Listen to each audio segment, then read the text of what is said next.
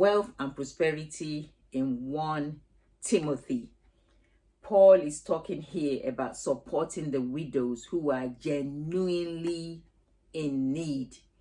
He said if those widows have children or grandchildren, family that can look after them, then they should look after the widows, their mom, their grandmother, their auntie. They should look after them.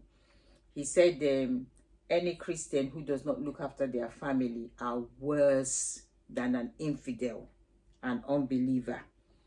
He said so that the church will not be burdened, so they don't need to look after all the widows, as under one umbrella, because obviously there are some widows that are better off than others. Some widows are destitute, totally destitute. They have nobody. Either they didn't have children, or the children have abandoned them, or the children are dead.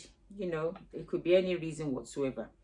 And there are some widows who are wealthy in their own rights, and they have wealthy families who look after them. So if you are led to look after the widows, you can do so. There are some charities that cater to widows. You can donate money there monthly, whatever you can give, and they support these widows. They know the widows that are genuinely in need, and they will support them. And Paul also mentions that they should instruct the rich not to be boastful, not to be proud, and not to rely on that wealth. Here he says they should not set their hope on the uncertainty of wealth, but on God. And when he talks about the uncertainty of wealth, people have lost their money. They've put their money on some stocks and shares which crashed. The market can crash anytime.